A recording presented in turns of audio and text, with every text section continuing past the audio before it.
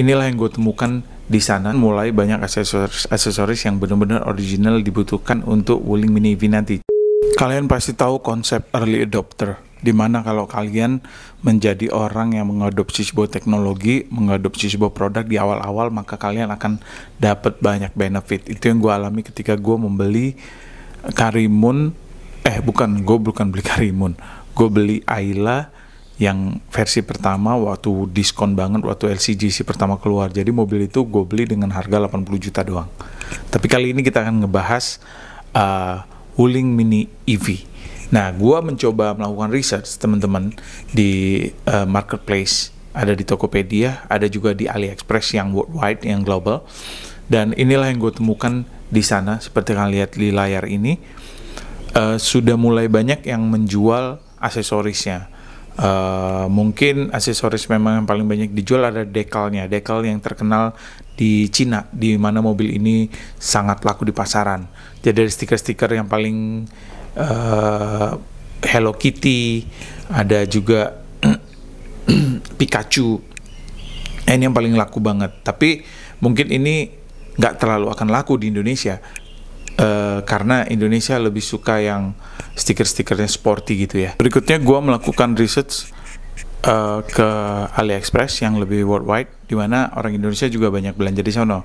Dan gue menemukan mulai banyak aksesoris yang benar-benar original dibutuhkan untuk Wuling Mini EV nanti. Cuman gue nge-searchnya pakai Hongguang Mini EV karena namanya di sana adalah Hongguang atau Baojun.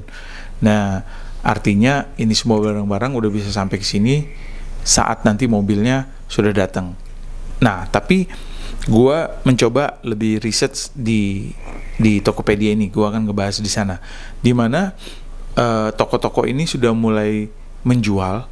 Berarti mungkin dia bisa melihat bahwa Wuling ini benar-benar akan dirilis di Indonesia. Sebenarnya perilisan Wuling Mini EV ini di Indonesia bukan lagi wacana, bukan lagi sekedar rencana gitu, tapi dia sudah masuk dari roadmap dari si Wuling Mini EV ini, karena statementnya keluar langsung dari pemimpin-pemimpin formal di Wuling Indonesia maksud gue.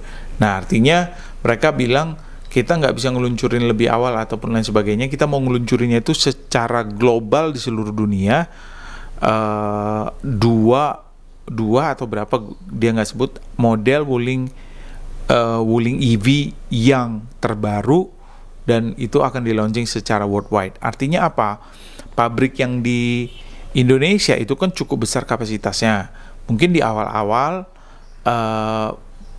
mobil yang diproduksi di sono nggak sekedar untuk Indonesia, pasti juga untuk negara-negara lain yang setirnya sama-sama di sebelah kanan. Nah, yang aku lihat belakangan hari adalah gue coba nanya ke teman-teman, nanya ke orang-orang, ternyata animo terhadap mobil listrik ini udah tinggi banget. Bisa jadi selama ini animo mobil listrik itu menjadi halusinasi karena harga mobil listrik itu sangat mahal. Ya nggak balik modal gitu loh. Kalau iming-imingnya adalah hemat, tapi total cost of ownership-nya itu sendiri udah mahal, atau harga belinya udah mahal. Jadi menurut gue, dengan hadirnya Wuling Mini EV ini ataupun Kiwi EV ini bener-bener akan rame banget. Gue mempelajari karakter orang Indonesia yang sangat suka dengan sesuatu yang tanda kutip murah, mungkin sama dengan di Cina. Kalau ini mahal, sekeren apapun produk itu, adopsinya akan sangat sulit. Tapi karena ini murah, pasti akan ada saja kategori-kategori kebutuhan yang sangat cocok dengan mobil listrik yang murah ini. Contohnya misalkan ngantar paket yang tadinya kita naik motor, tapi ini sekarang ada mobil, ya, dan kualitas konsumsi rupiahnya sama gitu. Ya, memang satunya pakai BBM, tapi dengan irit banget. Kalau motor itu Scoopy gua misalkan bisa capai sampai 55 km per liter. Nah, sama dengan mobil listrik ini, tapi versi mobil dimana nggak kena hujan, kapasitasnya lebih gede, lebih safety, lebih lebih enak karena nggak kena hujan, nggak kena panas, jadi lebih sejuk. Nah, ini kan pasti menjadi satu inceran dari bisnis logistik juga gitu. Ataupun orang-orang yang memang kegiatannya kayak gua gitu ya. Kerja ke kantor 30 km, pulangnya 30 km, 60 km, masih ada 60 km lagi sisa kalau itu Wuling Mini EV yang termurah 120 km. Kalau yang lebih di atas lagi 170 km masih sisanya masih 110 km lagi. Artinya gue masih bisa ke mall, gue masih bisa nongkrong ngopi di mobil gue, karena sekali lagi seperti gue katakan di video gue yang lain, menurut gue dan beberapa gue lakukan research, Wuling Mini EV ini adalah mobil listrik di mana ketika lo nongkrong di dalam mobil lo, AC-nya bisa hidup padahal mobilnya nggak hidup. Beda dengan mobil bensin kita gitu ya.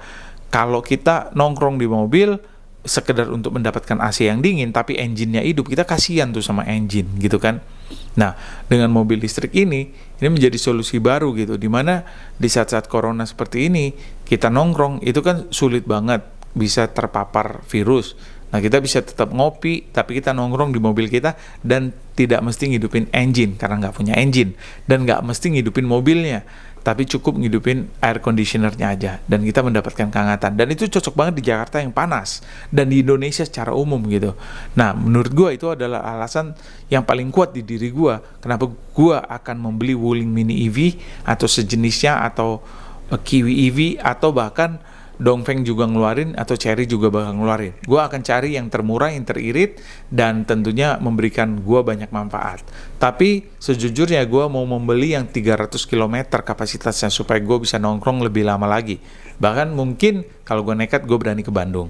Oke guys, segitu dulu video ini. Gue akan terus luncurkan banyak penjelasan mengenai Wuling Mini EV dari riset-riset gue di internet dan di Wuling Center juga tentunya. Thank you.